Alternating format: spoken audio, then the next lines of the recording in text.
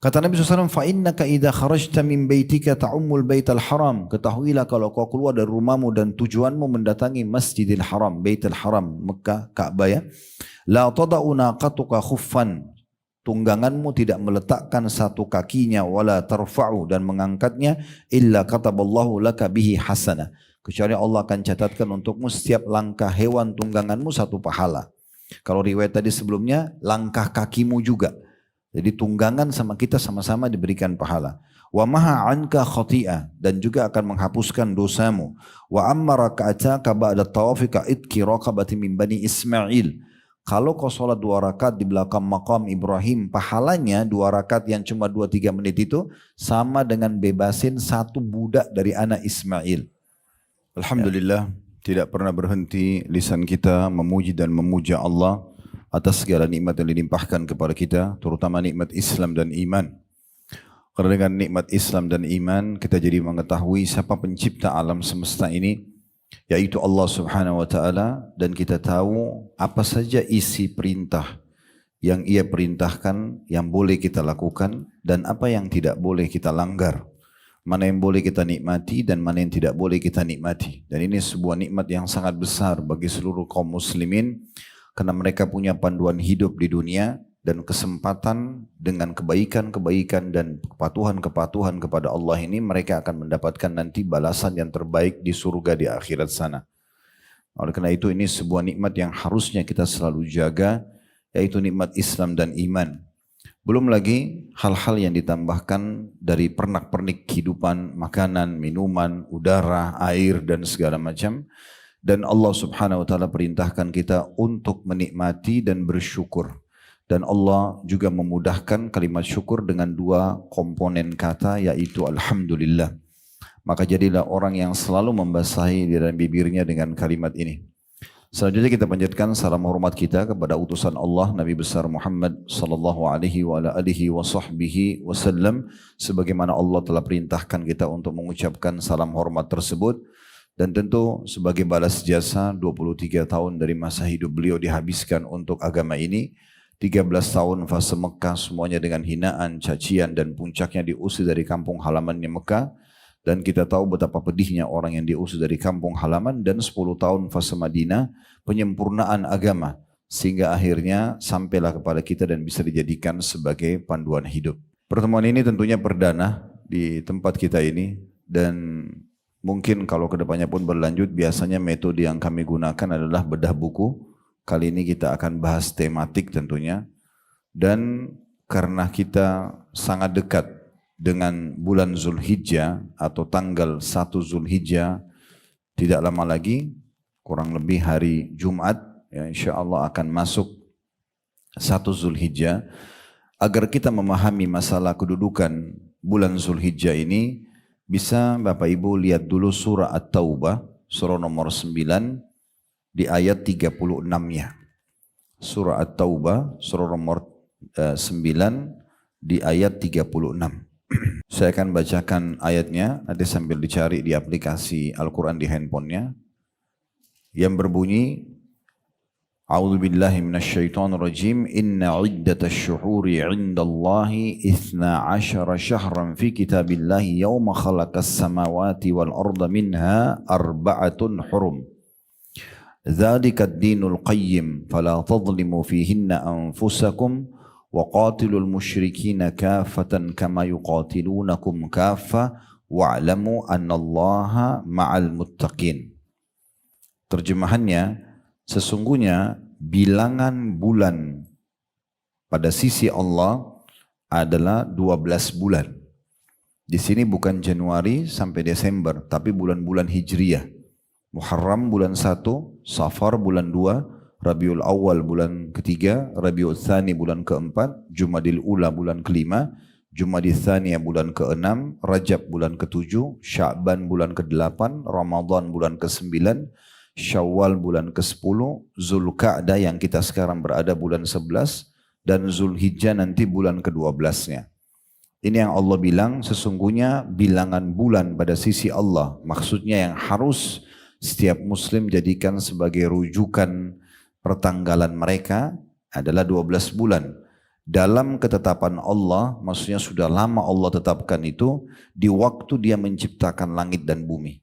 Jadi bulan-bulan Hijriah ini bukan baru, tetapi sudah dari awal pada saat penciptaan langit dan bumi sudah ditentukan sebagai ya, keyakinan orang-orang beriman kepada Allah, dijadikan sebagai hitungan mereka.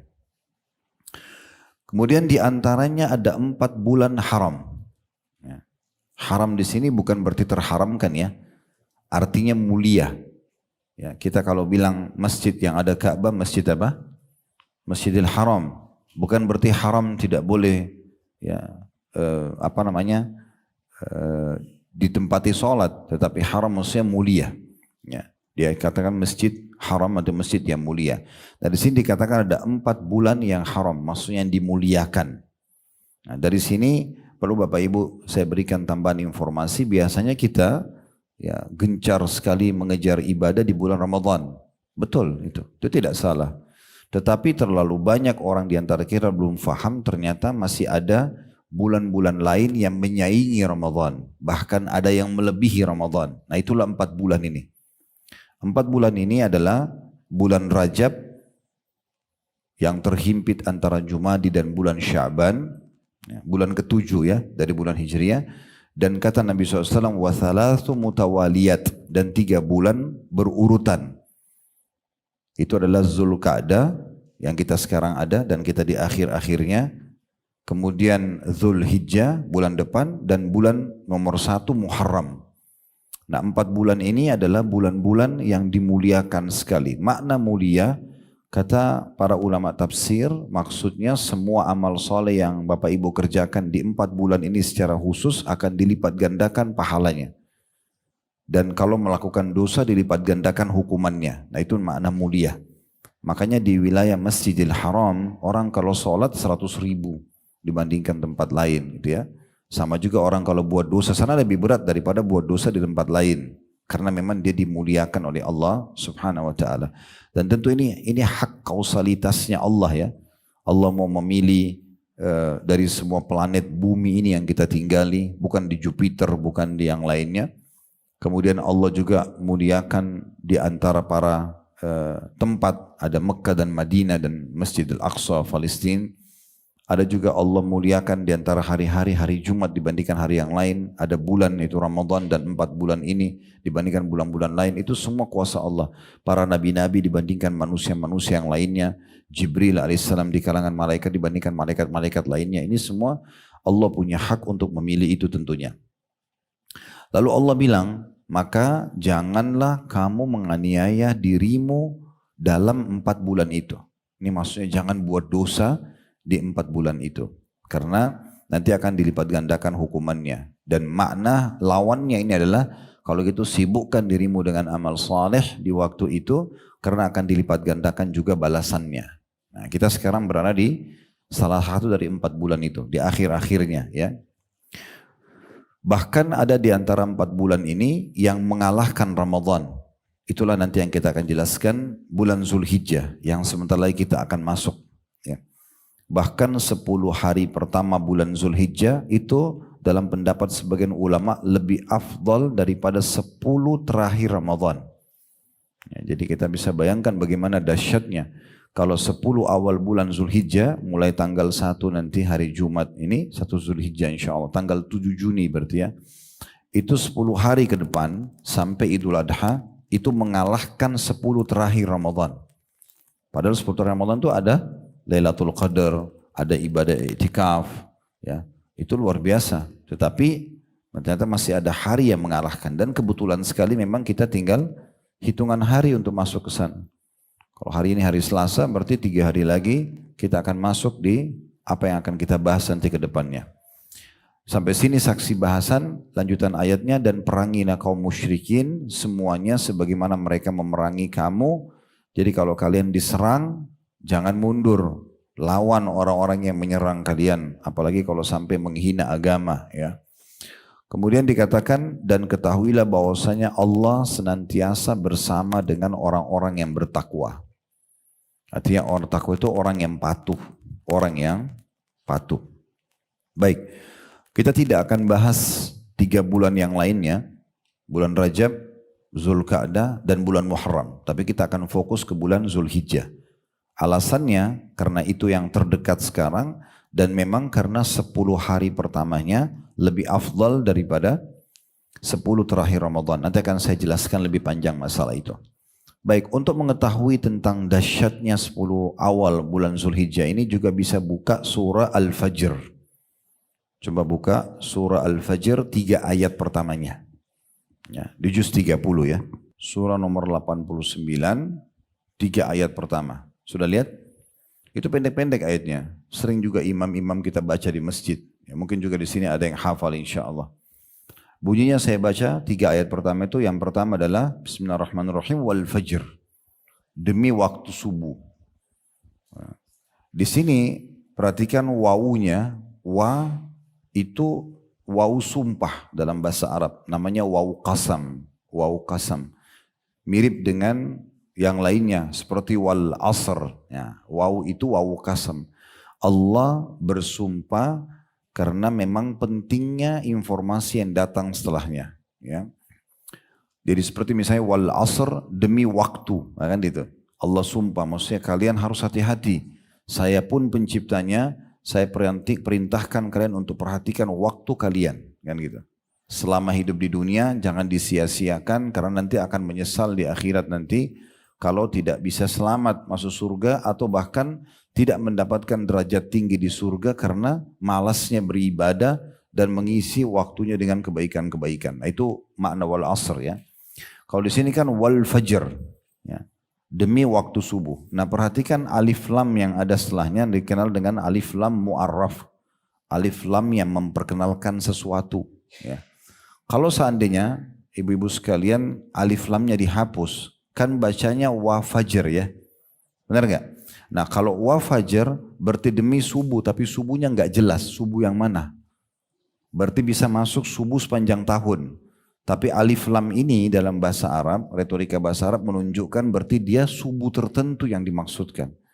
Wa al fajr. Nah ulama mengatakan fajr ini subuhnya adalah subuh hari raya Idul Adha. Subuh hari raya Idul Adha. Dan dari ayat ini ulama mengatakan berarti Idul Adha lebih afdal daripada Idul Fitri. Nah, di Indonesia yang ramai apa? Idul Fitri. Padahal Idul Adha itu lebih besar pahalanya. Lebih afdal di sisi Allah SWT. Karena di antara alasannya kalau selepas sholat Idul Fitri kita kan tidak ada perintah ibadah khusus kan. Boleh silaturahim keluarga, boleh istirahat, boleh bebas. Tapi kalau habis sholat Idul Adha, fasalli li rabbika wanhar. Salatlah untuk Tuhan Muhammad Idul Adha dan berkurbanlah setelahnya. Langsung ada ibadah kurban. Ini menandakan dia lebih afdal. Apalagi dia berada di salah satu dari bulan-bulan yang dimuliakan. Sementara Idul Fitri berada di 1 Syawal. Kalau Ramadan jelas bagus, lebih mulia. Gitu kan. Syawal pun ya bagus bulannya. Cuman biasa lihat selamat Idul Fitri ya. Selamat Idul Fitri 1 Syawal ya. Nah Syawal ini tidak masuk dalam bulan-bulan yang dimuliakan. Dia juga sudah lewat Ramadan. Nah sementara Idul Adha berada di tanggal 10 Zulhijjah. Di bulan dari bulan-bulan yang dimuliakan. Jadi memang dia lebih afdal.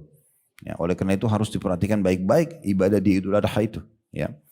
Kemudian ayat 2-nya wa layalin asyr. Waw yang kedua ini itu lanjutan daripada yang pertama. Jadi seperti masih berlanjut sumpah Allah. Layal artinya malam-malam. Asyr 10. Ya, begitu terjemahan ya. Dan 10 malam berturut-turut sebelum Idul Adha itu. Nah, dari sini ulama mengatakan, kenapa mereka mengatakan bahwasanya 10 awal bulan Zulhijjah lebih afdal daripada 10 terakhir Ramadan dari ayat kedua ini. Karena 10 terakhir Ramadan kita disuruh kejar Lailatul Qadar di malam-malam ganjil saja. Dan terjadi cuma 1 malam. Kalau di sini Allah bersumpah, demi subuhnya Idul Adha itu jangan ketinggalan sholatnya dan kurbannya. Dan ingat 10 malam berturut-turut semua. Enggak ganjil, enggak genap. Pokoknya semuanya dirikan malam sholat malamnya. Semua disuruh kejar gitu ya. Nah itu yang dimaksudkan. Nanti akan dikuatkan dengan hadis Bukhari tentang masalah keafdalan daripada 10 awal Zulhijjah dibandingkan 10 terakhir Ramadan. Ini masih ayat dulu.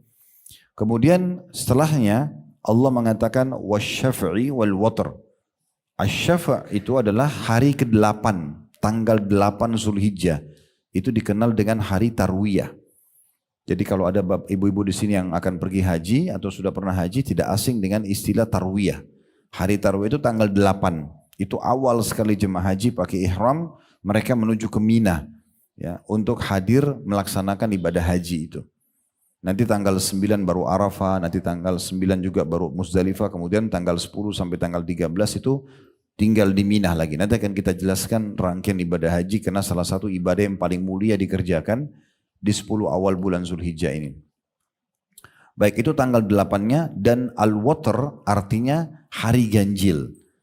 Maksudnya tanggal 9 Zulhijjahnya, itu hari Arafah.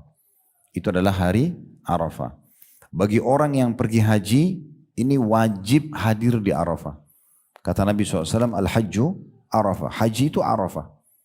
Jadi di Saudi itu, ibu-ibu sekalian, kalaupun ada orang yang sudah sakit parah, tapi dia niat haji, lagi dirawat di rumah sakit oleh pemerintah Saudi, di tanggal 9 itu, dipakein ihram, dibawa pakai ambulan, yang penting hadir di Arafah. Walaupun dia dalam kondisi tidak sadar, tapi belum meninggal, dihadirkan di Arafah karena harus wukuf, datang, tinggal di situ, walaupun tidak buat apa-apa. Kalau ditambah dengan zikir, dengan doa itu lebih mulia lagi. Mulai dari sebelum duhur sampai terbenam matahari. Nah itu dikenal dengan hari water atau hari ganjil.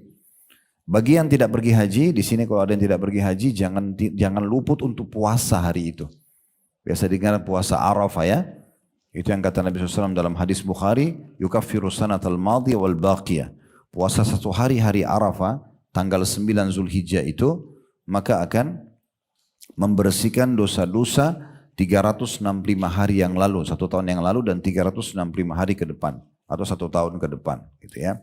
Jadi ini bisa punya keutamaan yang luar biasa. 1 hari saja bisa membersihkan dosa 730 hari. Gitu ya. Jadi itu ditandain baik-baik. 1 hari sebelum Idul Adha, ikuti pemerintah kita saja. Walaupun Idul Adhanya beda sama Saudi misalnya, kita puasanya ikut pemerintah. Kalau misalnya Saudi Lebaran Idul Adhanya hari ini misalnya, kita besok, ya hari ini kita puasa tanggal 9-nya. Ya, seperti itu kurang lebih gambarannya. Baik, ini tentang ayat. Sekarang dikuatkan dengan hadis Nabi SAW. Dalam hadis Bukhari, Nabi SAW bersabda, "Ma min ayyamin al-amalu salihu fiha ahabbu ila Allah min hadhil ayyam." Tidak ada hari-hari sepanjang tahun. Nah, dari kata Nabi SAW tidak ada hari-hari sepanjang tahun, berarti Ramadan juga masuk dalamnya. Di mana semua jenis amal soleh, wajib atau sunnah, lebih Allah cintai dibandingkan yang dikerjakan di 10 awal bulan Zulhijjah. Jadi saya ulangi, kata Nabi SAW terjemahnya, tidak ada hari-hari sepanjang tahun di mana semua jenis amal soleh yang dikerjakan wajib ataupun sunnah lebih Allah cintai dibandingkan yang dikerjakan di 10 awal bulan Zulhijjah. Dari sini ulama menekankan lagi, menguatkan surah Al-Fajr tadi, kalau 10 awal bulan Zulhijjah lebih afdal daripada 10 terakhir Ramadan. Karena Nabi bilang tidak ada hari-hari sepanjang tahun, kecuali Nabi bilang kecuali Ramadan. Enggak ada kecuali Ramadan. Tidak ada hari-hari sepanjang tahun, semua bulan, yang amal soleh apapun dikerjakan dalamnya sunnah ataupun wajib yang lebih Allah cintai dibandingkan dikerjakan di 10 awal bulan Zulhijjah. Maka kata para sahabat, walal jihadu fisabilillah ya Rasulullah, berperang juga di jalan Allah, meninggalkan keluarga, meninggalkan pekerjaan, bisa ditawan oleh musuh, bisa mati, itu juga belum bisa mengalahkan pahalanya orang yang beramal di 10 awal bulan Zulhijjah. Makna hadisnya walaupun sunnah, kayak kita bilang subhanallah sekali, kayak kita sedekah 1.000 rupiah. Apakah kalau dikerjakan di 10 awal bulan Zulhijjah juga belum bisa jihad mengalahkan pahalanya? Itu besar sekali ya. Maka kata Nabi SAW, walal jihadu fisabilillah. Jihad pun di jalan Allah belum bisa mengalahkan pahala amal apapun yang dikerjakan di 10 awal bulan Zulhijjah. Ya. Maka beliau menutup hadis sambil mengatakan, illa rajulun kharaja bi nafsi wa mali wa lam yarji bidzalika bi syai'. Kecuali seseorang yang keluar membawa seluruh hartanya dan jiwanya, kemudian dia tidak membawa pulang keduanya. Artinya dia punya misalnya uang 10 miliar, dia bawa semua ke medan perang, disedekahkan, beli senjata, beli makanan buat mujahidin, segala macam. Habis semua itu, dia pun ikut berperang dan dia mati syahid, itu baru bisa menyamai pahala amal apapun, seringan apapun, walaupun sunnah yang dikerjakan di 10 awal bulan Zulhijjah. Ini kalau ibu bisa renungi dalam sekali maknanya. Itu berperang gak gampang, itu di alam kami laki-laki ya. Itu berat, meninggalkan istri, meninggalkan anak, meninggalkan pekerjaan. Tapi orang banyak mau berperang, kenapa? Karena bisa dapat pahala. Kata Nabi SAW, seseorang yang hadir di medan perang hanya ukuran 2 perahan susu unta. Jadi kalau unta lagi diperah susunya, dari perahan yang pertama, perahan yang kedua itu kan hitungan detik saja. Kan orang merahnya cepat. Nah itu dia hadir di medan perang ukuran cuma ya perahan suatu ke perahan yang kedua sudah wajib baginya mendapatkan surga. Dan dalam hadis yang lain, 2 telapak kaki yang tersentuh debu medan perang tidak akan pernah disentuh oleh api neraka. Itu pahalanya besar sekali orang jihad. Tetapi subhanallah khusus 10 awal bulan Zulhijjah, jihad pun tidak bisa menyamai pahalanya. Semua jenis ibadah. Senyum dengan muslim, sedekah 1.000 rupiah, baca 1 ayat Quran, apalagi kalau banyak. Apalagi kalau macam-macam dikerjakan. Oleh karena itu kita harusnya punya persiapan yang sangat matang sekali di 10 awal bulan dari semua jenis amal-amal. Semua jenis amal-amal. Baik, kita akan masuk sekarang ke amal apa yang paling afdal. Amal yang paling afdal di 10 awal Zulhijjah adalah haji. Itu amal yang paling afdal, umroh dan haji. Umroh dan haji. Dan ini keutamanya sangat banyak sekali. Di antaranya pernah ditanyakan kepada Nabi SAW, kira-kira amalan apa yang paling afdal? Beliau menyebutkan yang pertama beriman kepada Allah dan Rasulnya. Kemudian ditanya lagi, apa lagi ya Rasulullah? Kata Nabi SAW, jihad. Lalu kemudian apa lagi? Kata Nabi SAW, haji yang mabrur. Maksudnya haji mabrur, haji yang mengikuti syarat dan rukunnya. Kita sudah tahu haji adalah rukun Islam yang kelima. Dan yang perlu kita garis bawahi, dan ini yang saya ingin sampaikan pesannya, ada kata-kata zakat dan haji bagi yang mampu. Permasalahannya banyak orang kita salah paham dengan bagi yang mampu. Ya udah, saya kan belum mampu, nggak usah pikirin. Keliru itu. Ya. Rukun Islam yang 5 ini dibagi 3 lagi. Yang pertama wajib, tidak ada pilihan, itu adalah syahadat dan sholat 5 waktu. Kemudian yang kedua, tentu orang kalau batalin syahadatnya berarti batal Islamnya, itu kan orang tanpa syahadat non muslim tidak akan dikatakan muslim. Salat juga begitu. Ya, kata Nabi SAW, perbedaan dasar antara kita dengan orang-orang kafir adalah salat, sampai meninggalkannya maka dia telah kufur, kan gitu. Yang kedua, wajib tapi masih bisa diganti di hari lain. Kalau kita punya uzur, punya alasan, itulah puasa Ramadan, sakit, ibu-ibu haid, nifas, bisa diganti di hari lain. Ya, walaupun di Ramadannya sebenarnya wajib, tapi masih bisa ada toleransi, cuma tetap wajib dibayar. Nah yang ketiga, ini wajib bagi yang mampu, zakat dan haji. Permasalahannya di sini, ini bagi yang mampu bukan berarti Allah Subhanahu Wa Taala menyuruh kita ya sudah, kalau kau tidak mampu nggak usah dipikirin. Potensi kita sama nggak? Kita kan sama-sama punya waktu 24 jam ya, punya sama-sama 2 mata, 2 kuping, 2 tangan. Orang yang mampu secara finansial itu bukan punya waktu 26 jam misalnya, dia lebih dari kita 2 jam, sehingga dia bisa ekstra punya kemampuan, enggak. Berarti semua punya potensi yang sama. Tinggal innamal a'malu binniyat. Bagaimana niatnya? Allah itu selalu melihat niat hambanya. Makanya kata Nabi SAW, innallaha la yanzuru ila suwarikum wala ajsamikum. Allah tidak pernah menilai jasad dan paras wajah kalian. Walakin yanzuru ila qulubikum wa amalikum.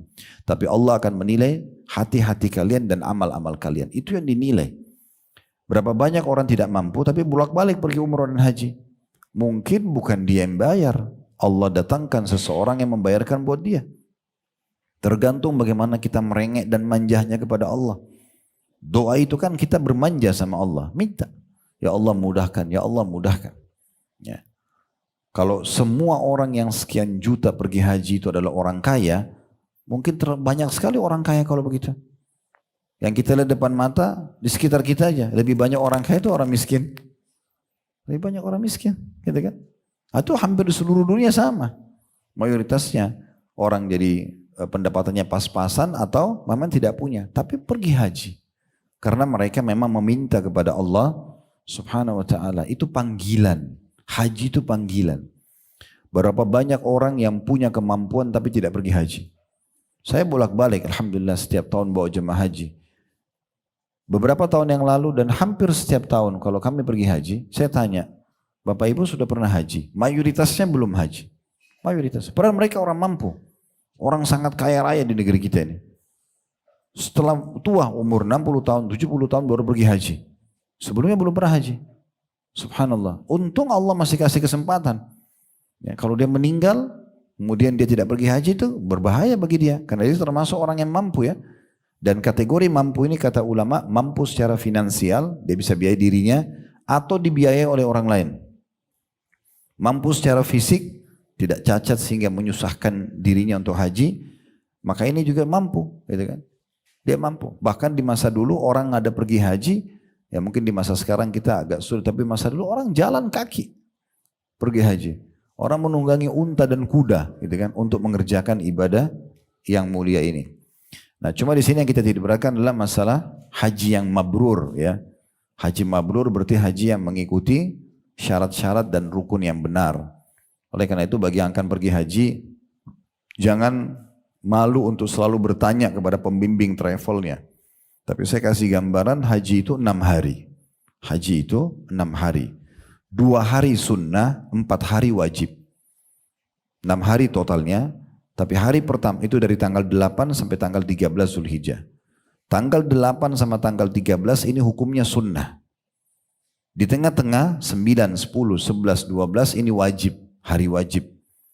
Ya, tapi kalau kami terapin semuanya harus diikutin. Karena sunnah pun bukan berarti karena sunnah kita tinggalkan. Sunnah juga perintah agama.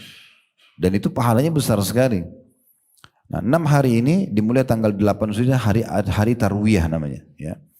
Di sini jemaah haji tinggal pakai ihram. Kalau kita mungkin yang datang dari Indonesia di kamar hotelnya, dia pakai ihramnya, dia niat labbaik Allahumma hajjan.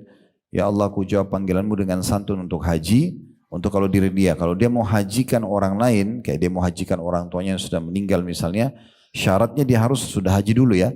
Kalau dia sudah haji sebelumnya, maka dia tinggal mengatakan labbaik Allahumma hajjan ditambah an untuk sebut nama orang yang kita ingin hajikan. Tapi syaratnya dia harus sudah haji dulu. Cuma kami selalu sarankan kalau jemaah di travel kami, agar kalaupun dia sudah haji tahun lalu dan ada kesempatan haji lagi tahun ini dan dia bisa bayar dia pergi, maka tetap dia haji buat dirinya sendiri. Kalau untuk orang tuanya, dia tinggal badalkan saja. Dia bayar, biasanya kami di travel punya program bayar, nanti kami kasih mahasiswa yang akan hajikan nanti orang tuanya. Jadi tetap dia dapat pahala lagi. Karena tahun lalu dia sudah dapat pahala haji, tahun ini bisa catat lagi. Karena kan tahun lalu buku amalnya.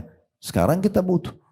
Kenapa kita harus selalu baca basmalah di setiap mau makan? Kenapa enggak sekali sejak seumur hidup? Kenapa kita setiap mau tidur baca doa mau tidur? Kenapa enggak sekali seumur hidup? Habis makan alhamdulillah masuk kamar mandi, keluar kamar mandi, mungkin orang mau interaksi biologis sama istri yang halal misalnya. Semua itu dibaca setiap kali kita lakukan. Karena memang kita punya buku amal yang dicatat setiap hari oleh para malaikat. Jadi walaupun ibadah yang sama terulang, jangan disia-siakan selama ada kesempatannya. Gitu kan? Apalagi mungkin haji kita yang sebelumnya ada kurangnya. Maka ini bisa menyempurnakan. Karena boleh orang mengulang-ulangi ibadah haji dan umrah. Nanti kan kita bacakan hadis berhubungan dengan masalah itu. Nah di sini jemaah haji tinggal bilang labbaik Allahumma hajjan, mereka akan menuju ke Mina semuanya.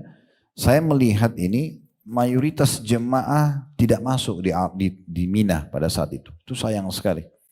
Ya, banyak travel kita. Jadi kalau bapak ibu atau ibu-ibu lagi sama travel dan masih dikasih opsional, ya, misalnya bilang saya mau tanggal 8 masuk ke Mina bisa nggak? Kalau mereka bisa siapin bagus. Karena kebanyakan mereka mau simpelnya aja. Ya udah langsung hari Arafah aja. Terus ngapain tinggal di hotel tanggal 8? Sayang benar. Sunnah Nabi justrunya di kemah ya di Mina. Baik di situ jemaah haji tiba sebelum duhur, mereka sholat duhur 2 rakaat di waktu duhur di kasar aja, tapi tidak dijamak sama asar. Duhur di waktu duhur tapi cuma 2 rakaat. Termasuk penduduk Mekah sendiri. Kalau mereka masuk ke Mina, mereka sholat duhur cuma 2 rakaat. Nanti asar di waktu asar, asar juga 2 rakaat. Maghrib di waktu maghrib 3 rakaat, isya di waktu isya 2 rakaat. Sambil dia berdoa, dia berzikir, dia ikuti pengajian, kalau ada pengajian, aktivitas biasa, makan, minum, itu mah tinggal di kemah saja. Kita nginap di Mina, gitu ya. Semalam sampai besok, habis selesai waktu duha, menjelang duhur, menuju ke Arafah. Nah ini tanggal 9, hari keduanya, ini yang wajib. Ya.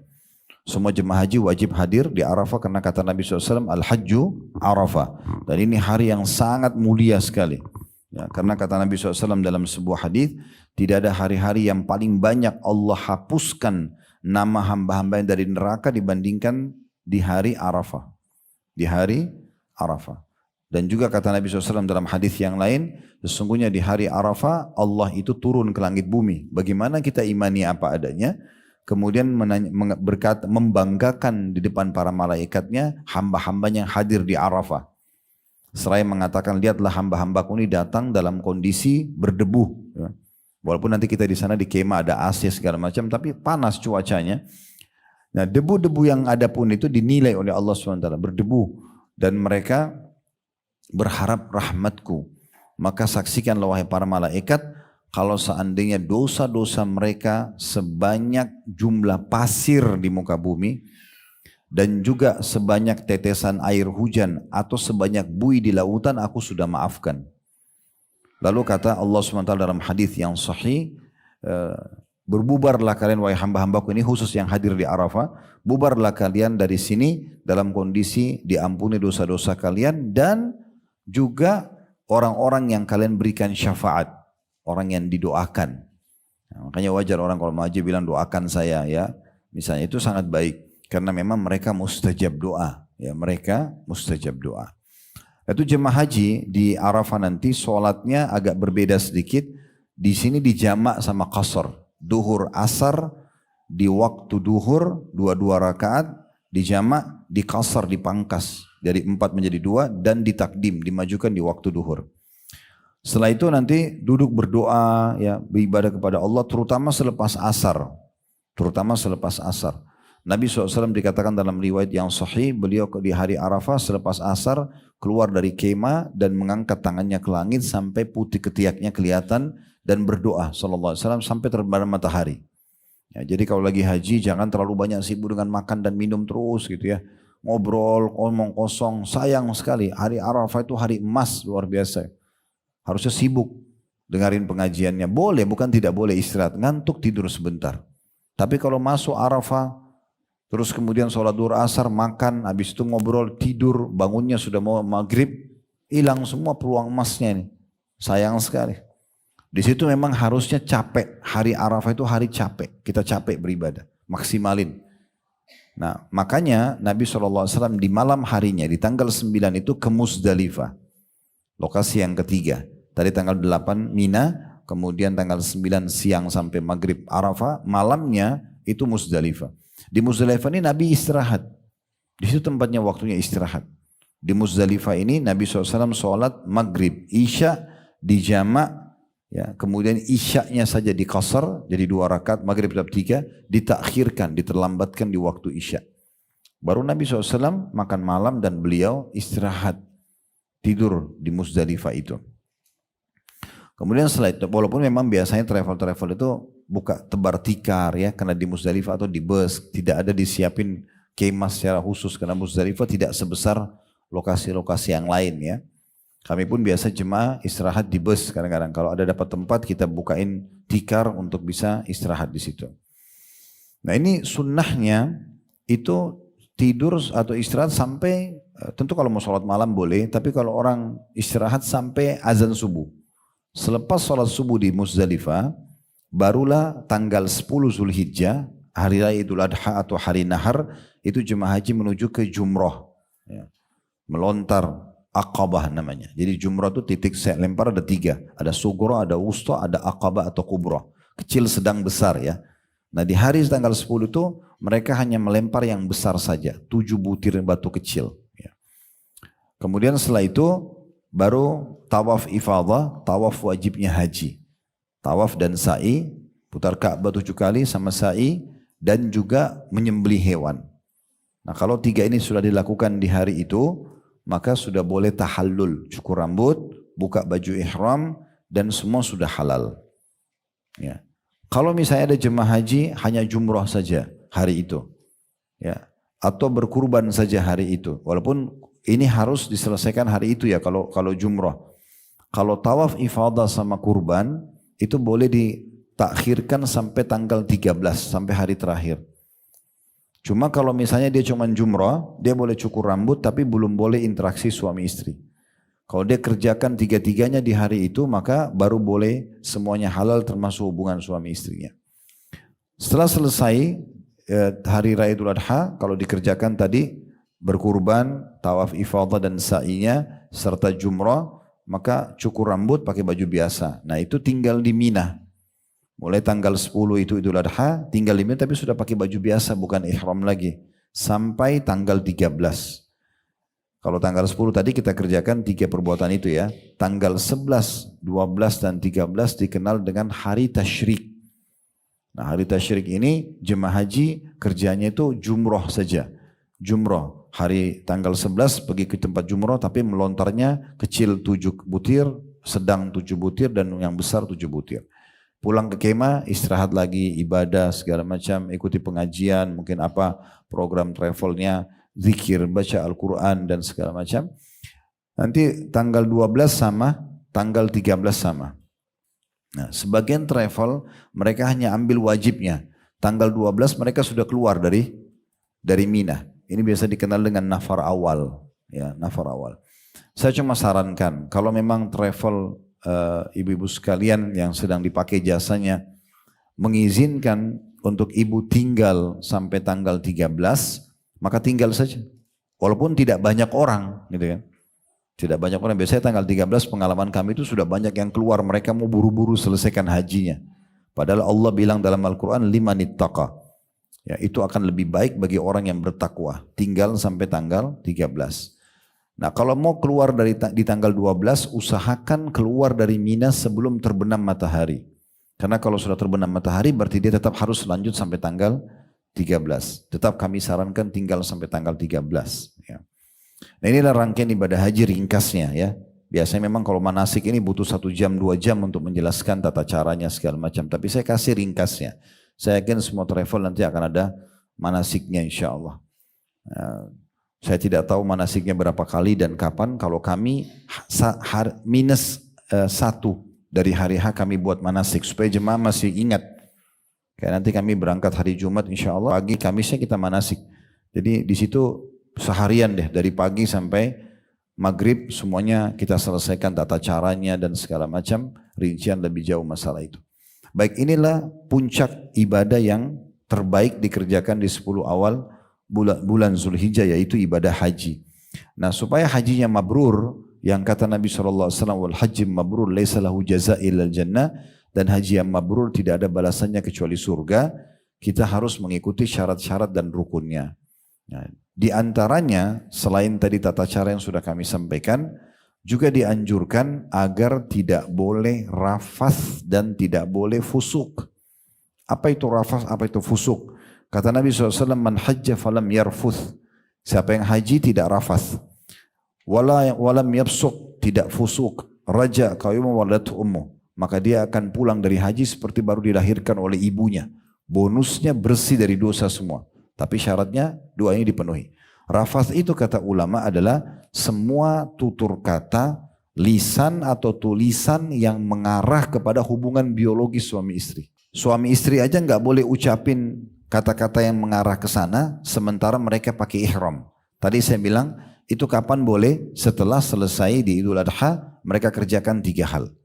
Sudah tawaf ifadah dan sa'i, sudah jumrah, aqabah dan sudah ya kurban. Baru mereka boleh ganti baju biasa, baru boleh interaksi biologis. Kalau tidak nggak boleh. Suami istri pun tidak boleh. Boleh nggak gandengan? Boleh. Boleh ngobrol secara umum? Boleh. Tapi kalau menjurus kepada biologis nggak boleh. Kalau suami istri aja dilarang apalagi selain suami istri. Ya kan? Ada orang soalnya pacaran di musim haji gitu ya. Nah itu rafath namanya. Semua itu rafath ya. Kemudian kalau fusuk semua perbuatan kriminal atau dosa yang lain. Jadi selama haji nggak boleh buat dosa gitu ya. Betul-betul dijaga sama dia. Kalau mau dapat bonus pengampunan dosa seperti baru dilahirkan oleh ibu. Ini cuma 6 hari. Ya. Dia harus jaga. Tentunya ini adalah sekolah terbaik membina kita agar terbiasa bertakwa kepada Allah. Supaya pulang haji kita lebih menjaga juga gitu ya. Mirip dengan Ramadan, tujuannya seperti tanda kutip sekolah pelatihan keimanan dan amal soleh supaya setelahnya kita terapkan ilmu Ramadan 11 bulan ke depan. Nah seperti itu. Karena Tuhan yang kita sembah di bulan Ramadan dan kita sembah semasa haji, itulah Tuhan sepanjang hidup kita dan selamanya. Allah subhanahu wa ta'ala, maka harus tetap dipatuhi perintahnya dan ditinggalkan larangannya. Nah seperti itulah. Kemudian juga di dalam hadis yang lain, yang perlu ditambahkan, walaupun ini yang saya sebutkan sekarang, itu adalah adab-adab dan penyempurnaan dari haji yang mabrur. Kata Nabi SAW, Inna birral haji it'amut ta'am wa tayyibul kalam. Sesungguhnya haji mabrur itu adalah memberi makan kepada orang-orang. Ya. Jadi lagi haji, ya sedekah berikan makan orang di Mekah. Ya. Apakah di Mina, apakah di Arafah, ya. Kalau kami memang biasa di Uhud Tour kami buatkan program. Kami kerjasama sama yayasan resmi di sana untuk kita serahkan uangnya jemaah kerjasama sama yayasan itu. Nanti mereka yang bagi. Biasanya per kontainer-kontainer di Mina, di Arafah, di Muzdalifah gitu ya. Ya bagi yang tidak pergi haji juga mau nitip biasanya kami terima gitu. Kita kasih ke tempat-tempat ini ya. Karena memang tetap kembali kepada hadis tadi, amalan apapun yang kita kerjakan di 10 awal Zulhijjah lebih baik daripada jihad kan gitu. Nah ini baru amalan pertama dan ini memang kita lebih banyak fokus ke masalah hajinya. Tapi yang jelas memberi makan ini penting sekali ya. Kalau yang biasa ikutin live kami, kalau kami lagi umroh atau haji biasanya saya tunjukkan ini ya. Walaupun travel lain silakan, yang penting sudah tahu tempatnya, ini yayasannya, ya ini restoran yang bagi-bagi tinggal beli paket makanannya gitu ya. Itu bisa dilakukan tuh sayang sekali. Itu tidak hanya haji, umroh pun sama. Bisa kita lakukan gitu. Mau kita lagi di Indonesia pun sementara kita ingin berbagi makanan di sana juga bisa. Kan gitu. Masih bisa kita lakukan tentunya. Baik, ini diantara yang harus diperhatikan memberikan makan kepada orang-orang dan juga menjaga tutur kata yang baik. Santun banget, jaga tutur katanya, nggak boleh sembarangan. Ingat, lisan dan tulisan sama. Ya, bukan berarti lisannya santun tapi kasar dalam WA. Ini masuk dalamnya. Caci maki orang, berantem, gosipin orang, fitnah. Ini semua merusak. Ya, jadi harus betul-betul dijaga sekali sikapnya. Ya, seperti itu gambarannya. Dan semua orang yang melakukan ibadah haji dan umroh ini itu bisa setara dengan pahala jihad. Setara ya. Terutama bagi perempuan. Makanya dalam sebuah riwayat yang sahih, Ummul Mukminin Aisyah radhiyallahu anha pernah bertanya, "Ya Rasulullah, naral jihada afdhalul amal." Kami melihat jihad itu ibadah yang luar biasa pahalanya. Afala nujahid? Boleh enggak kami perempuan ikut perang? Mau juga ikut perang supaya bisa mati syahid. Mati syahid orang bisa selamat dari siksa kubur, bisa selamat dari timbangan amal hari kiamat, masuk surga tanpa hisab, berikan syafaat 70 keluarganya. Banyak sekali manfaatnya. Maka kata Nabi SAW dalam hadis itu, alaihinna jihadun la qitala fi. Para wanita boleh berjihad tapi yang tidak ada peperangan di dalamnya. Lalu beliau bilang, al-hajju wal umrah. Haji dan umrah. Itu jihadnya kaum wanita. Walaupun kalau lagi berkecamuk perang boleh saja. Kayak kasus di Palestina sekarang wanita-wanita sana ikut berperang. Ya itu normal-normal saja kayak kita dulu waktu dijajah juga begitu ya. Tapi kalau kita bicara globalnya itu yang pergi berperang laki-laki. Itu bisa didapatkan pahala yang sangat besar bagi orang yang haji. Dan juga disebutkan ya, kalau haji dan umroh ini dianjurkan untuk diulang-ulangi. Jangan cuma sekali selama punya kemampuan. Sudah umroh lagi, sudah haji lagi, sudah umroh ke haji, haji ke umroh, ulang-ulangin terus. Karena kata Nabi SAW dalam hadis Hasan, tabi'u bainal haji wal umrah. Selalu urutkan dari umroh ke haji, haji ke umroh, umroh ke umroh, gitu kan? Selalu urutkan, lakukan itu. Fa innahuma yanfi'anil faqra wadh-dhunub kama yanfi al-kiru khabathal hadidi wadh-dhahabi wal fiddah. Karena keduanya umroh dan haji itu benar-benar akan mengikis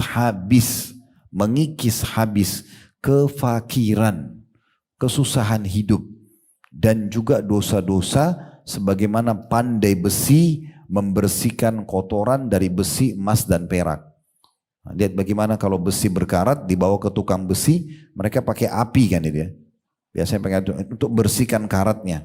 Emas juga kalau dan perak kalau baru jadi belum dibersihkan tuh pakai api kan. Nah itu pandai besi membersihkannya sampai akhirnya emas jadi mengkilat kuning begitu, peraknya jadi warnanya silver begitu kan. Itu semua karena sudah dibersihkan. Nah Nabi SAW kasih gambaran. Rutinkan haji dan umroh itu. Ulang-ulangin dia terus. Ingat, bukan uang jadi tolok ukur pertama. Niatnya mau atau enggak. Tinggal minta sama Allah. Merengek saja. Ya Allah mudahkan, ya Allah mudahkan. Atha bin Abi Rabah seorang tabi'in, ulama besar, itu umurnya 100 tahun, 70 kali dia haji, 70 tahun.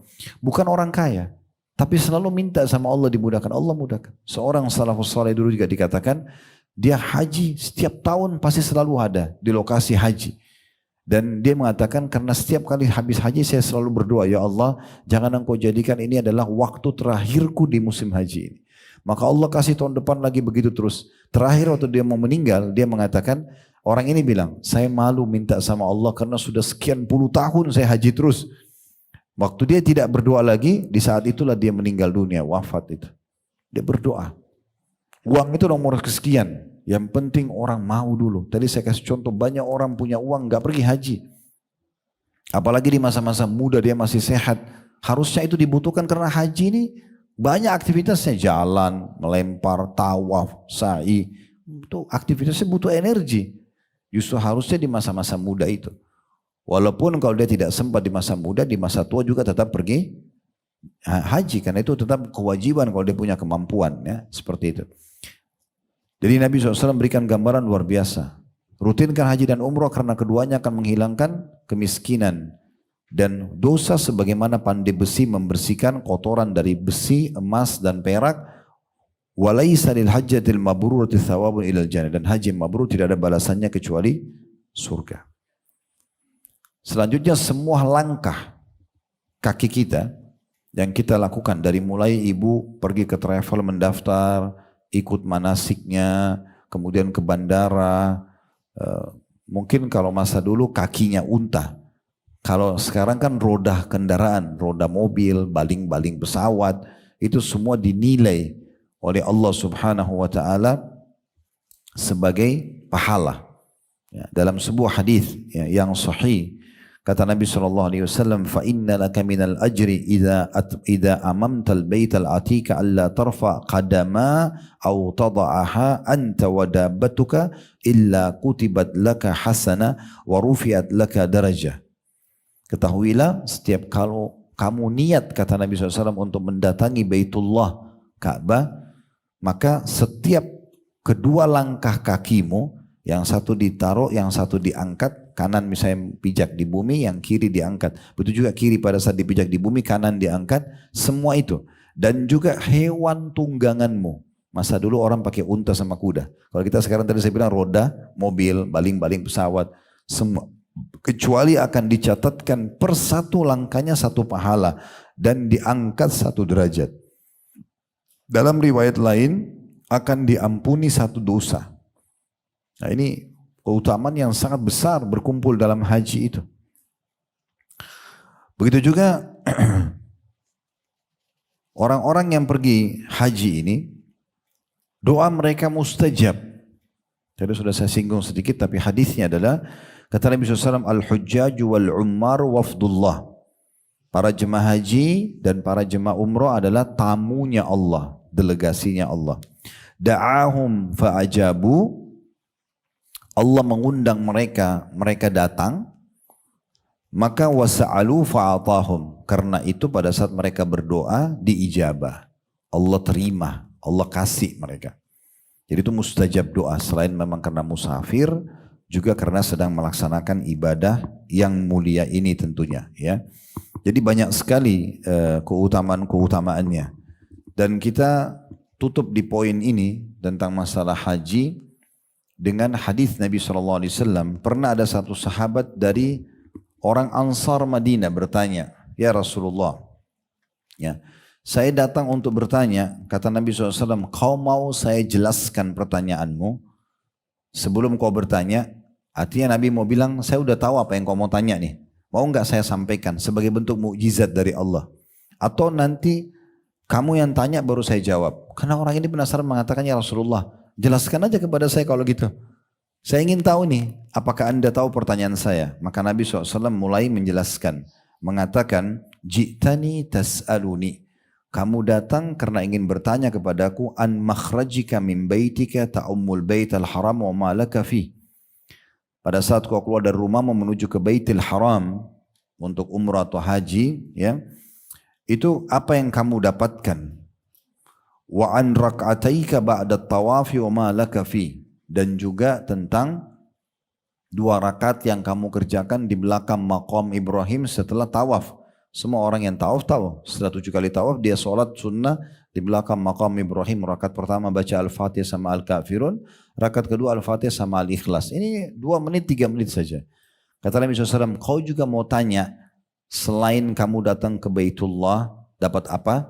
Kamu juga sholat 2 rakaat setelah tawaf, kamu dapat apa? Wa an tawafika bainas Safa wal Marwah, dan juga kamu jalan antara Safa ke Marwah, sa'i, apa yang kau dapatkan? Wa an uqufika ashiyata Arafah wa ma laka fi, dan kau wukuf di Arafah lalu apa yang kau dapatkan? Wa an rammikal jimar wa ma laka fi, dan engkau melontar dan apa yang kau dapatkan dengan lontaranmu itu? Wa an nahrika wa ma laka fi, dan juga kamu sembelih hewan di musim haji dan apa yang kau dapatkan? Ma'al ifadah, dan juga apa yang kau dapatkan dengan tawaf ifadah atau tawaf wajibnya haji. Maka orang itu kaget. Orang itu mengatakan, walladhi ba'athaka bil haqq la'an hadha ji'tu as'aluk. Demi zat yang mengutus anda dengan benar, benar-benar itu yang saya mau tanya. Jadi sebagai mukjizat dari Allah untuk Nabi SAW, kalau dia betul Nabi, beliau bisa tahu apa yang orang mau tanya sebelum orang bertanya gitu. Maka Nabi SAW jelaskan, dan hadis ini derajatnya hadis hasan, ya. Kata Nabi SAW, فَإِنَّكَ إِذَا خَرَجْتَ مِنْ بَيْتِكَ تَعُمُّ الْبَيْتَ الْحَرَامِ. Ketahuilah kalau kau keluar dari rumahmu dan tujuanmu mendatangi Masjidil Haram, Baitul Haram, Mekah, Ka'bah, ya. لَا تَضَعُ نَاقَتُكَ خُفًّا. Tungganganmu tidak meletakkan satu kakinya, وَلَا تَرْفَعُ, dan mengangkatnya, إِلَّا كَتَبَ اللَّهُ لَكَ بِهِ حَسَنًا. Kecuali Allah akan catatkan untukmu setiap langkah hewan tungganganmu 1 pahala. Kalau riwayat tadi sebelumnya, langkah kakimu juga. Jadi tunggangan sama kita sama-sama diberikan pahala. Wa maha anka khati'ah, dan juga akan menghapuskan dosamu. Wa amma raka'ataka ba'da tawafika itki raqabati min bani Ismail. Kalau kau sholat 2 rakaat di belakang maqam Ibrahim, pahalanya 2 rakaat yang cuma 2-3 menit itu sama dengan bebasin 1 budak dari anak Ismail. Ya, pernah dengar nama Bilal, ya? Kan Bilal dulu budak kan di Mekah, budaknya Umayyah bin Khalaf, ya. Terus yang bebasin Abu Bakar. Nah semenjak Abu Bakar bebasin, semua apa yang dikerjakan Bilal, Abu Bakar panen pahalanya. Dia jadi muazzinnya Nabi, semua orang sholat kena panggilan azannya, dia berjihad, dia menikah. Pokoknya semenjak itu Abu Bakar panen semua pahalanya, hanya kena bayar tebus dia. Nah kita sholat 2 rakaat di belakang makam Ibrahim itu, ya, sama pahalanya dengan bebasin 1 anak dari anak Ismail. Wa amma tawafuka bis Safa wal Marwah ka'idki 70 raqabah. Kalaupun kamu sa'i jalan antara Safa dan Marwah itu 7 kali, sama pahalanya dengan bebasin 70 budak. Berarti 1 kali jalan Safa ke Marwah 10 budak. Marwah ke Safa 10 budak, 70 budak. Ini bukan main-main. Hanya jalan santai. Zikir, baca Quran, berdoa, semua orang jalan. Apalagi masa sekarang, Masya Allah, AC, marmer, air zam-zam, luar biasa. Ya. Saya tidak bisa bayangkan kalau orang-orang dulu bagaimana melakukan ibadah itu. Panas, capek. Allah mudahin kita sekarang. Orang mau dari Indonesia dulu kalau pergi haji, itu bisa berbulan-bulan naik kapal laut. Kalau masih punya nenek itu bisa cerita, ya. Mereka susah. Kadang-kadang sudah pamit sama keluarganya, mungkin bisa kembali hidup atau tidak. Kita sekarang bisa tektok nih. Pergi sana, 9 jam pesawat, masuk umroh ke Mekah, bisa pulang ambil pesawat besok subuh. Kemudahan luar biasa. Kalau di masa sekarang punya kemampuan tidak haji dan umroh ini rugi sekali. Termudahkan semuanya. Gitu kan? Itu pun masih banyak yang ngeluh, panas Ustaz. Terus mau tunggu Mekah dingin. Ya nggak bakal terjadi. Gitu. Sama juga padat sekali Ustaz. Terus mau tunggu Mekah kosong buat Anda sendiri. Nggak bakal terjadi. Orang semua kejar pahalanya. Kan gitu. Saya pernah gitu telepon teman saya di Madinah. Lagi Ramadan. Saya kebetulan haji sama ayah waktu itu. Allah yarham, sudah meninggal beliau. Kemudian saya telepon dia. Sambil ngobrol-ngobrol saya tanya, kamu ini orang penduduk Madinah, kamu sudah umrah? Waktu itu Ramadan, kan umrah Ramadan sama dengan haji bersama Nabi pahalanya. Kamu sudah umrah? Dia bilang, ya akhi, Mekah penuh sekali. Terus saya bercanda, saya bilang, kamu mau tunggu Mekah kosong? Buat kamu nggak bakalan sampai hari kiamat. Makin tahun makin rame pasti, makin banyak orang masuk Islam, makin banyak orang kejar. Ini cuma pemerintah Saudi batasin aja nih. Coba kalau tidak dibatasin, penuh itu Mekah. Orang semua mau kejar pahala kan? Dan saya selalu pandu pada jemaah, jangan selalu menanamkan rasa persepsi negatif buat dirinya sendiri. Sebelum tawaf, lihat di TV di kamar hotelnya, oh rame, padat, sudah ketakutan sendiri. Kenapa harus? Saya bilang tidak usah melihat itu, tidak usah khawatir. Masuk tempat tawaf, niatkan ikhlas karena Allah. Kami pernah umroh akbar 520 orang. Penuh banget itu.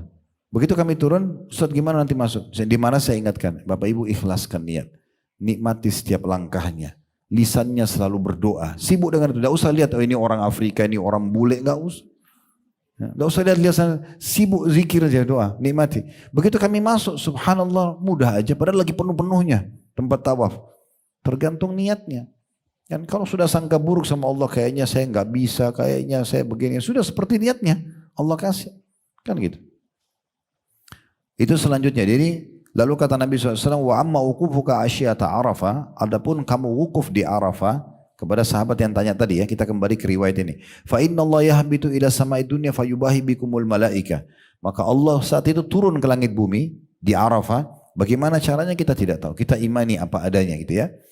Kemudian Allah membanggakan kali di depan para malaikatnya. Yaqul, sambil berfirman, ibadi ja'uni syu'than min kulli fajjin amik yarjuna rahmati. Hamba-hambaku ini datang menemuiku, menemui panggilanku, maksudnya kita untuk haji kan seruan panggilan dari Allah.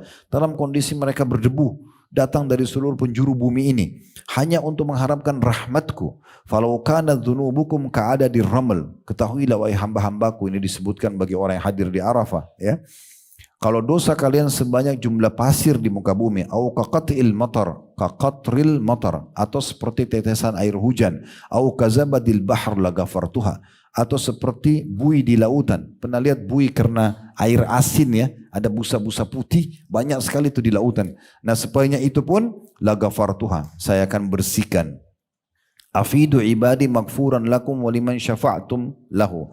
Maka bubarlah dari Arafah ini wahai hamba-hambaku dalam kondisi sudah diampuni dosa-dosa kalian dan siapapun yang kalian mohon ampun untuknya. Wa amma ramyukal jimar, adapun kau melontar, ya biasa kita bilang lontar setan ya. Falaka bikulli hasatin ramaitaha takfiru kabiratin minal mubiqat.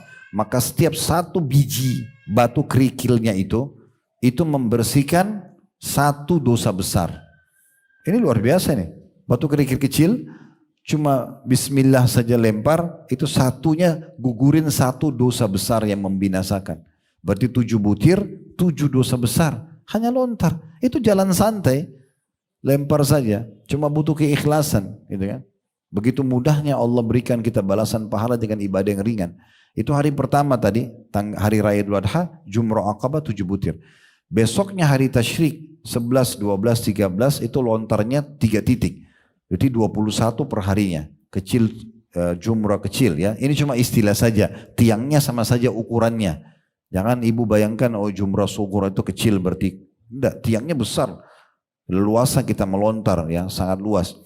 Maka kecil 7 butir, sedang 7 butir, besar 7 butir. Berarti 21. Berarti di hari Tasyrik perharinya 21 dosa besar gugur.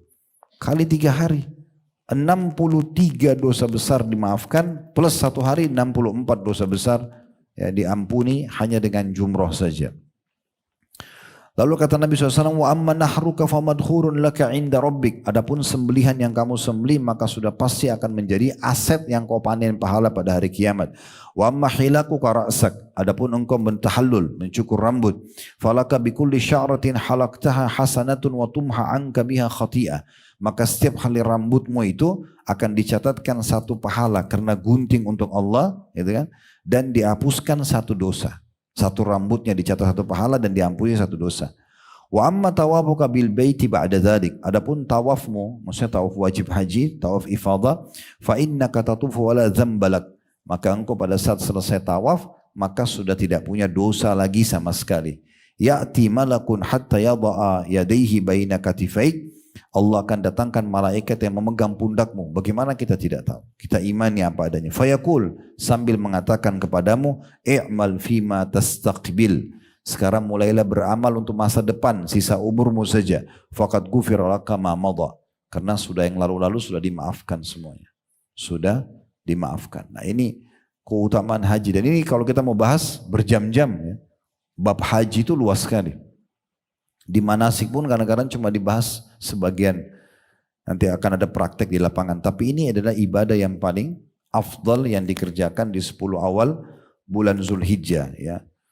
Baik, ini amalnya tentang haji. Kemudian selanjutnya adalah amal yang datang setelah itu ya. Bagi yang tidak haji, maka puasa. Dan lebih baik kalau bisa puasa 9 hari.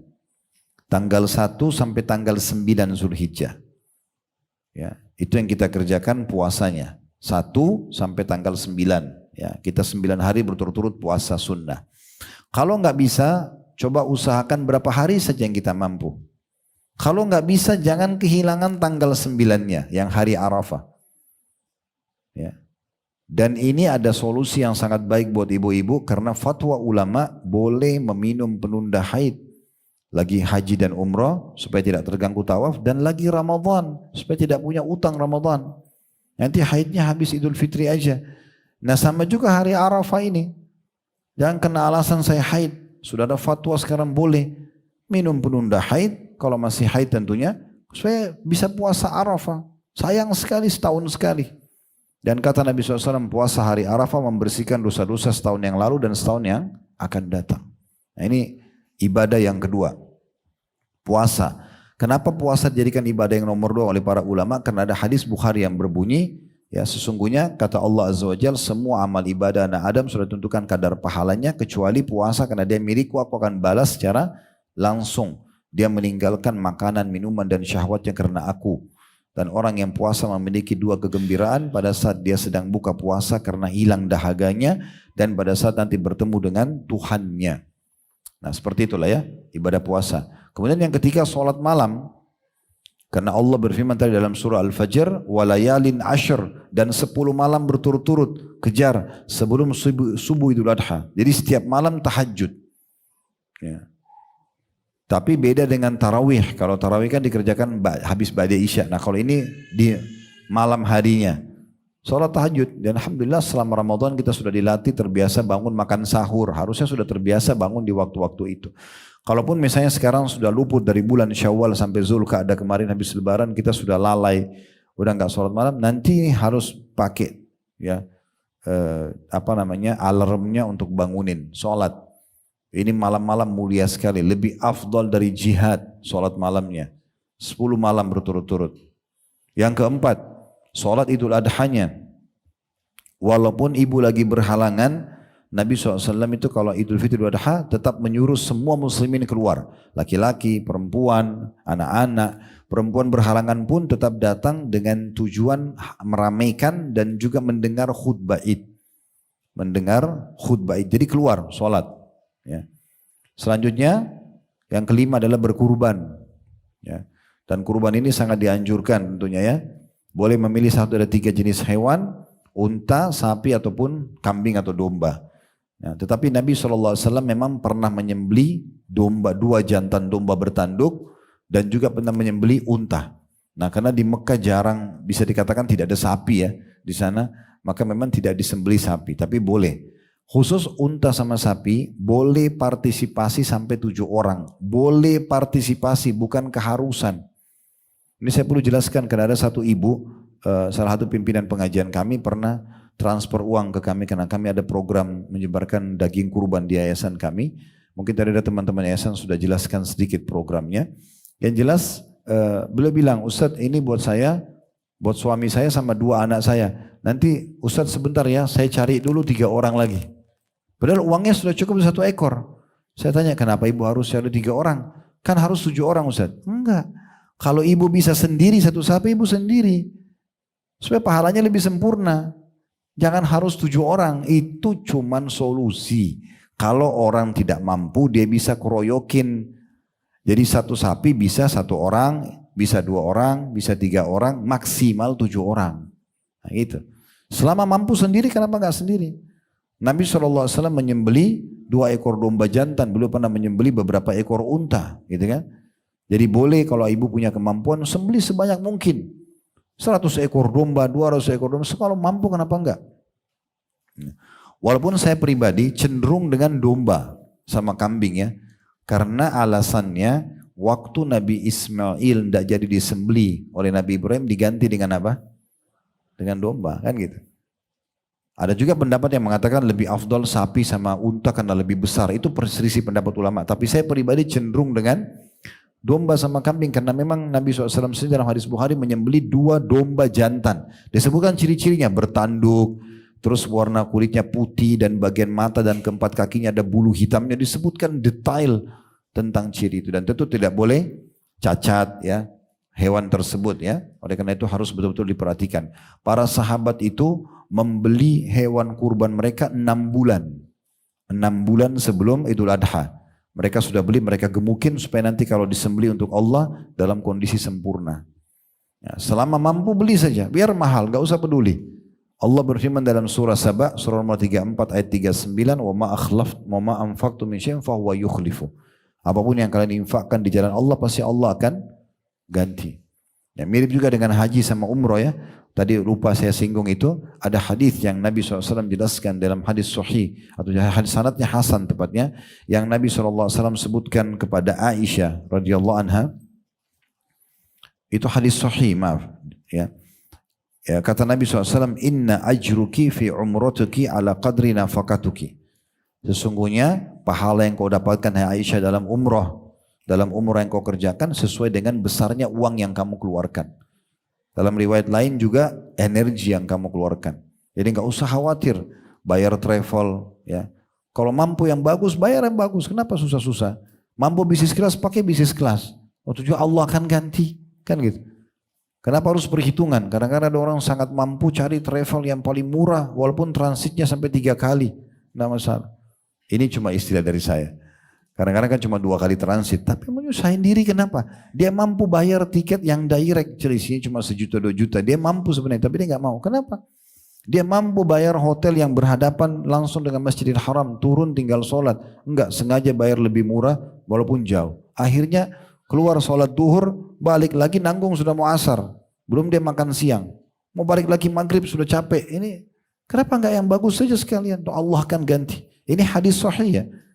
Aisyah waktu dinasihati oleh Nabi ingatkan istrinya, sesungguhnya kadar besarnya pahalamu dalam umrahmu sesuai dengan kadar nafkah yang kau keluarkan buat dirimu. Itu besar sekali pahalanya. Di dalam riwayat lain, innalaki minal ajri ala qadri nasabiki wa nafakatuki. Sesungguhnya besarnya kadar pahalamu tergantung dengan energi yang kau keluarkan dan juga ya, atau waktu yang kau luangkan juga dengan nafkah yang kamu keluarkan. Jadi seperti itulah ya. Jadi sambil kita kembali ke hewan kurban tadi, usahakan pilih yang terbaik, ya, yang paling gemuk, yang paling besar. Itu antara kita sama Allah SWT. Kalau suami istri masing-masing mampu, masing-masing berkurban. Tapi kalau ada yang bertanya, bisa nggak Ustaz? Kalau suami saya yang berkurban atas nama keluarga, boleh. Misalnya suami ibu bilang, udah saya sembelih 1 domba, ini buat saya sama istri sama anak saya, itu boleh. Tapi kami selalu sarankan kalau seorang muslimah dia punya tabungan sendiri, dia punya uang. Kenapa dia nggak berkurban? Kurban sendiri gitu kan?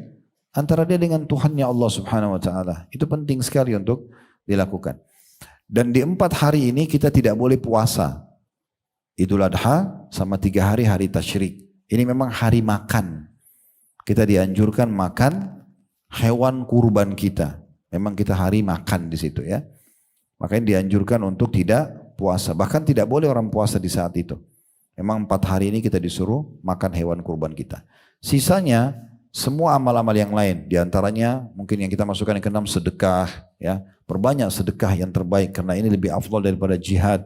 berikan, siapkan sedekah-sedekah yang terbaik. Apalagi kalau sedekahnya itu dilakukan di tempat-tempat yang sangat dibutuhkan oleh kaum muslimin. Kayak waktu kita sekarang di Gaza, di Rafah. Ya itu sangat penting untuk kita menyumbang buat mereka. Atau misalnya ada saudara kita pergi haji, kita titipin. Ini ya saya titip uang saya, tolong nanti disedekahin di Mekah ya. Yang tadi saya bilang kadang-kadang kami buat program itu memang. Buat jemaah yang mau silahkan nanti kami coba alokasikan di sana. Biasanya kita live kan, nanti tinggal lihat oh ini pembagiannya gitu ya. Tapi kami tidak akan buat report laporannya. Karena itu repot sekali kalau kita harus tulis laporannya, itu sudah antara kita semua dengan Allah Subhanahu wa taala. Itu contohnya. Nah, ini bab sedekah penting sekali untuk kita buka di saat kita masuk 10 awal bulan Zulhijjah. Selebihnya zikir, doa, baca Quran, majelis ilmu, bakti sama orang tua, semua kebaikan, jenguk orang sakit, semua ini akan mengalahkan pahala jihad di jalan Allah Subhanahu wa taala. Oleh karena itu jangan sia-siakan.